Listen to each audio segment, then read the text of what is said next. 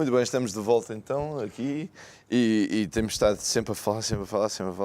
E acho que quando o DJ saiu, estivemos a falar. Veio o nosso próximo convidado a falar. E quer dizer, por isso é que toda a gente dizia: pá, tu és tão calado, não falas com ninguém. Pô, eu passo a manhã toda num calo. Sim, e mesmo saio em daqui e off, tenho que descansar. Não é? É que você não pense que ao desligar as câmaras que nós desligamos o nosso latim. Não, estamos sempre a debitar latim, porque é importante para as nossas conversas. E agora vamos mudar ligeiramente, de registro e vamos receber aqui alguém que está ligado às artes da escrita, não é? Está ligado, ao latim, por assim dizer, que é o Paulo Maia Domingues, que é um escritor e, para além de escritor, ele também foi o precursor de um projeto que vamos deixar, obviamente, que ele nos explique um pouco, que passa por descobrir escritores um pouco por todo Portugal. Mas antes de iniciar esse preâmbulo por aquilo que é a vida deste escritor, do Paulo, eu queria fazer uma pergunta que parece que em Portugal todos temos qualquer coisa de escritor, todos queremos escrever qualquer coisa e não sei se é uma realidade ou se há de facto aquelas pessoas que têm uma chamada muito especial para esta arte. Bom dia, Ricardo. Bom dia, João. Eu acho que somos realmente um povo de escritores, não tenho dúvidas. Todos em algum momento da nossa vida escrevemos qualquer coisa. Talvez porque tivemos Camões. Se calhar é uma marca portuguesa tão forte e todos nós, de alguma forma, em dado momento, chocámos com Camões. Felizmente agora há Camões aos quadradinhos, não é? Portanto, é mais fácil agora nas escolas. Mas penso que sim. Camões, essa de Queiroz, Gil Vicente, sim, tudo isso que na altura era uma seca para a gente, não é? Exatamente. Mas que fica cá dentro. E ainda hoje é, de alguma forma. Eu julgo que deveria haver alguma reformulação no ensino. Porque esses autores, embora importantes, não são os adequados para as idades. Eu acho que deveriam ser um pouco mais autores condizentes mais com a vida de hoje em dia em relação aos jovens, que provocassem verdadeiro interesse de leitura. A leitura hoje não passa do uso do telemóvel e de pouco mais em relação às redes sociais. É por aí que ficam. Começar a trazer algo mais contemporâneo para... Eu acho que sim. Eu acho que... Porque aquela linguagem não diz nada, não é? Já no nosso tempo era um pouco difícil, não é? Embora Gil Vicente eu gostava. Sim, há coisas engraçadas. Mas eu sei, por exemplo, eu sempre gostei, não é? Mas... Claro, porque é uma linguagem completamente alegórica. Nós conseguimos Exatamente. ver coisas, não é? O alto da barca do inferno. Teatral, não é? É tudo muito completamente. Teatro, não é? É muito fácil beber aquilo, não é? E comer Exatamente. aquilo. Mas, pronto, passando este preâmbulo, pronto, não é? Pronto. Peço desculpa à minha professora de dicção. Pronto.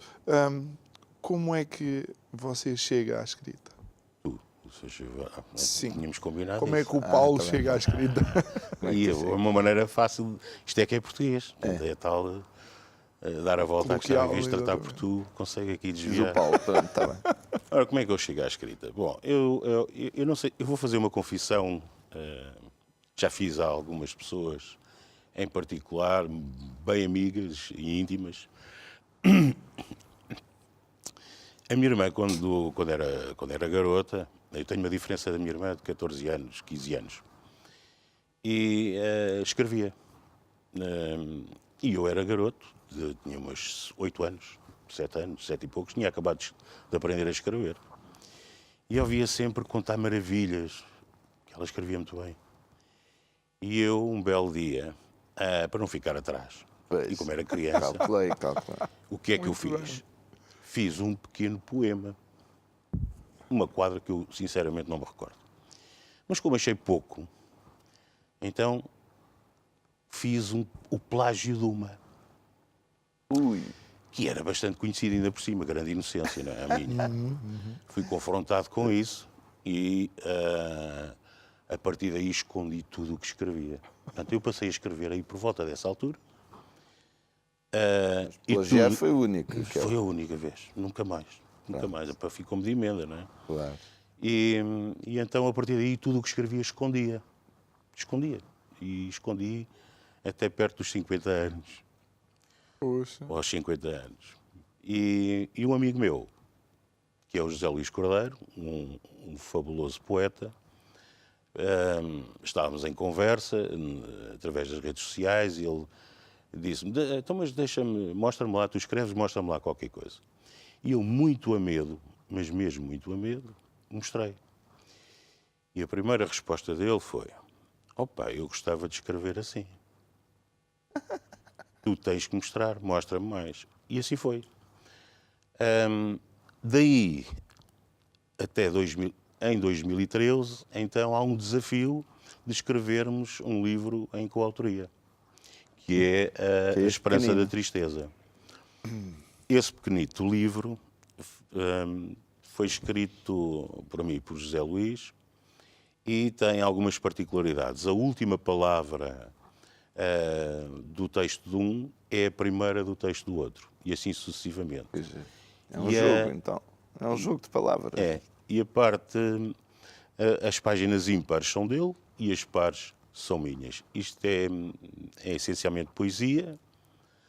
E depois, e assim nasce, depois então daqui começa a nascer um tal projeto que ainda há bocado o João falou.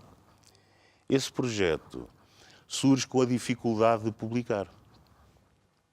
Porque começámos a verificar que havia algumas condicionantes da parte das editoras, não em relação à publicação em si, mas ao estilo, digamos assim. Eles impunham capa, impunham título, impunham... Pronto, e começámos a achar que... Eles queriam mandar na vossa obra, não é? Exatamente. E o José Luís, que já tinha publicado anteriormente, começou por me dizer algumas coisas que não eram muito abonatórias, embora, como todos nós sabemos, existem editoras muito boas, sem a menor dúvida. Mas, perante essa situação, começámos a pensar, então, mas e se começarmos a fomentar aqui um bocadinho a edição de autor? Vamos por aí, e comecei a investigar, comecei a contactar empresas, gráficas. Fomos enganados da primeira vez. É costume, então. Como é o costume, não é? Fomos muito enganados. As coisas tinham um valor de publicação e dispararam assim para quase 10 vezes mais. Portanto, havia um acordo verbal e, no final, para a entrega, deparámos com um valor exorbitante. Por curiosidade, essa situação era a nossa primeira intervenção de coletânea, no âmbito do grupo Autor Publica. Quando eu digo grupo, é o grupo do Facebook. Nós somos uma coisa muito simples. Okay. Somos um grupo fechado e Autor Publica. Não criámos página, é simplesmente um grupo. E temos ali uma quantidade, não direi muito, não queremos muita gente também. Queremos criar ali um núcleo interessante, uma família, como um dos nossos autores já o disse, que é o Ricardo Duarte, que por acaso irá publicar em breve, 6 de abril, por ter vencido um prémio do Autor Publica, e é isso que eu ia dizer. Entretanto, esse projeto surge para edição de autor, apoiando os autores que já tinham publicado ou aqueles que desejassem fazê-lo pela primeira vez, com um retorno financeiro bastante interessante, porque nós não temos fins lucrativos. Não temos fins lucrativos.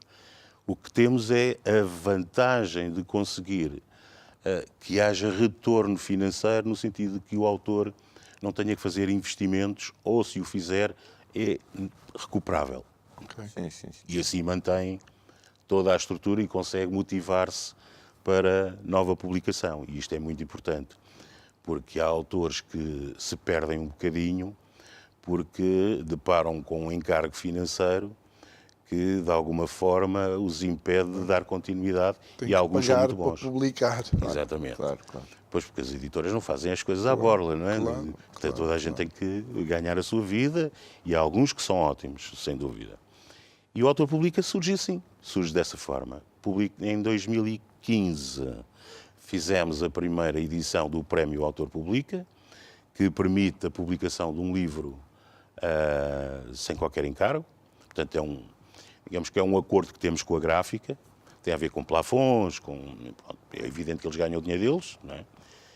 Mas o acordo que conseguimos estabelecer é bastante interessante e conseguimos ter esse retorno, que é muito bom.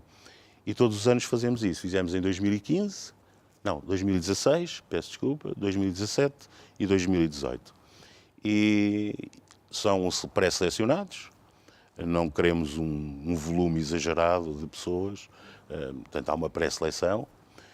Normalmente andamos ali perto dos 20, 30 selecionados finais. O júri, tradicionalmente, não somos nós, portanto a pré-seleção sim. Depois o júri é completamente à parte, são pessoas isentas, ou escritores.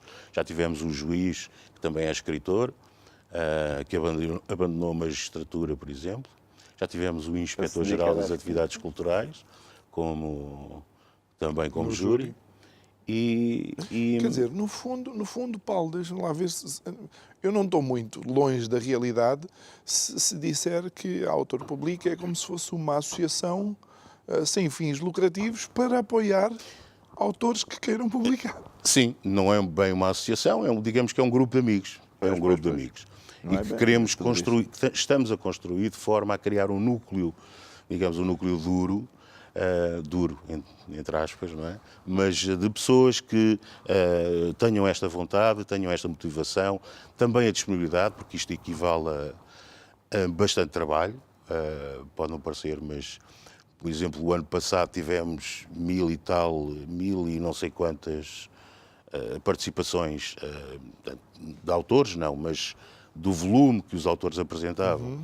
Foram 1000 e tal dos selecionados, né? Portanto, 1000 e tal textos, é muita coisa. Isto equivale a muitas horas, algumas horas sem dormir também. Portanto, é mesmo por gosto, por vontade e com a subjetividade, obviamente, depois de selecionar os vencedores, porque o gosto é, enfim, é sempre subjetivo, mas tentamos ser não dá para mais aplicar possível o método isentos. científico ao gosto. Não passa. Não, isso não se consegue. Você quer evitar a todo custo que lhe façam os outros o que lhe fizeram assim? De certa forma, sim. Há uma vantagem nas editoras. As editoras têm algumas vantagens.